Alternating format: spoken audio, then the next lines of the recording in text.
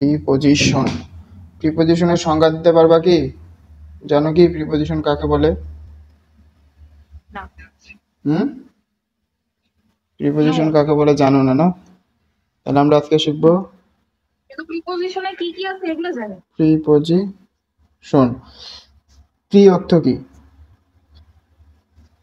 আগে প্রি অর্থ পূর্বে বা আগে, পজিশন মানে অবস্থান। অবস্থান। তাহলে প্রিপজিশন অর্থ হচ্ছে পূর্বে অবস্থান। তাইলে কার পূর্বে অবস্থান করবে? তো যে সকল শব্দ সাধারণত নাউন বা প্রোনাউনের পূর্বে অবস্থান করবে। কার কার পূর্বে? নাউন আর হচ্ছে প্রোনাউন। তাহলে যে সকল ওয়ার্ড নাউন বা প্রোনাউনের পূর্বে বসে নাউন বা প্রোনাউনের সাথে সেন্টেন্সের অন্য অন্য শব্দের যে সম্পর্ক আছে সেটা প্রকাশ করবে। তাহলে নাউন বা প্রোনাউনের পূর্বে বসে নাউন বা প্রোনাউনের সাথে সেন্টেন্সের অন্যান্য শব্দের যে সম্পর্ক আছে সেটা প্রকাশ করবে, এটা হচ্ছে প্রিপজিশন।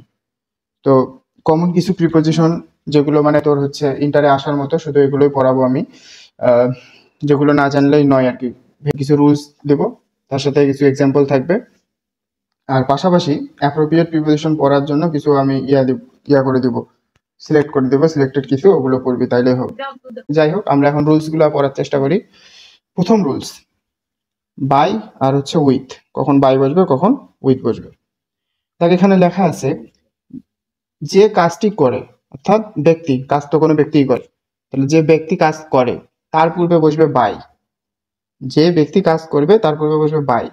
আর হচ্ছে যে জিনিস বা বস্তু বা হাতিয়ার দ্বারা কাজটা করা হবে তার পূর্বে বসবে উইথ। তাহলে যে ব্যক্তি কাজ করবে তার পূর্বে বাই, আর যে জিনিস দ্বারা করা হবে তার পূর্বে উইথ, এটা মনে রাখতে হবে।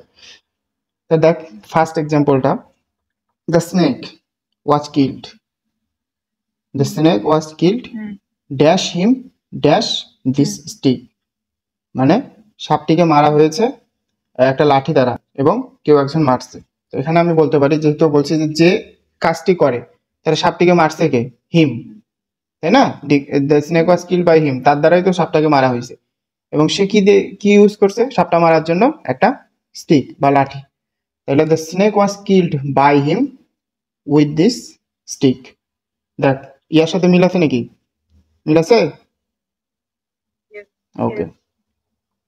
আরেকটা এক্সাম্পল দেখ, the bird is hunted dash dash shooter dash this gun. তাহলে গান, গান হচ্ছে বস্তু, গান দ্বারা আমরা হচ্ছে এই শুটার শুট করছে গান দ্বারা। তাহলে গান যেহেতু বস্তু, আমরা বলছি বস্তুর আগে বসবে হচ্ছে উইথ, এই জন্য আমরা উইথ দিচ্ছি। আর কি, ব্যক্তি যে কাজটা করছে তার আগে বসবে হচ্ছে বাই। তাহলে the bird is hunted by the shooter with this gun. এরপরে দেখ, very very very important, between আর অ্যামং। কখন বিটুইন বসবে, কখন অ্যামং বসবে? দেখ এখানে লেখা আছে দুই এর মধ্যে যদি বোঝায় তখন বসবে বিটুইন। যদি হ্যাঁ দুইয়ের মধ্যে বোঝায় তাহলে হ্যাঁ বিটুইন, আর যদি দুইয়ের অধিক বোঝায় তখন বসবে এমন। তাহলে দেখ, এটা জানার কথা, এটা নর্মালি জানি আমরা। ডিভাইড দ্য ফ্রুটস, মানে ফলগুলো ভাগ করে দাও, ড্যাশ দ্য টু ব্রাদার্স, দুই ভাইয়ের মধ্যে ফলগুলো ভাগ করে দাও, তখন আমরা বসাবো বিটুইন দ্য টু ব্রাদার্স। মানে দুইয়ের মধ্যে বোঝালে তখন হবে বিটুইন। তাহলে divide the fruits between the two brothers, তো এই ক্ষেত্রে আমার হচ্ছে বিটুইন, কারণ দুইজনের মধ্যে বোঝাচ্ছে।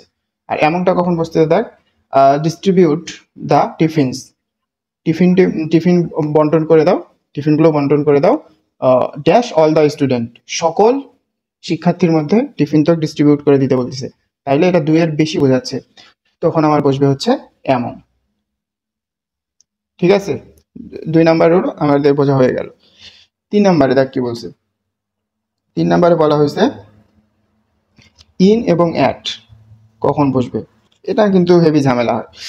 দেখ, বড় স্থানের পূর্বে বসবে ইন এবং অপেক্ষাকৃত ছোট স্থানের পূর্বে বসে অ্যাট। তাহলে যদি তোর হচ্ছে দুইটা স্থানের কথা উল্লেখ থাকে, দুইটা স্থানের কথা উল্লেখ থাকে, তার মধ্যে দেখবি যে কোনটা বড় মানে আর কোনটা ছোট। যেটা সব বড় হবে সেটা হবে ইন, আর যেটা ছোট হবে সেটা হবে অ্যাট।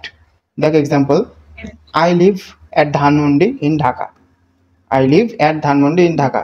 তাহলে ধানমন্ডির আগে অ্যাট কেন বসলো আর ঢাকার আগে ইন কেন বসলো, বুঝা?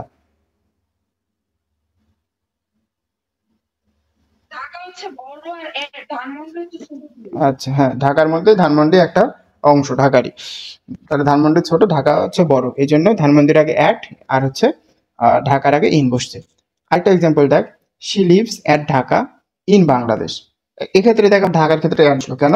কারণ ঢাকা ঢাকা কি ছোট, এক্ষেত্রে আবার বাংলাদেশটা আবার বড় হয়ে যাচ্ছে।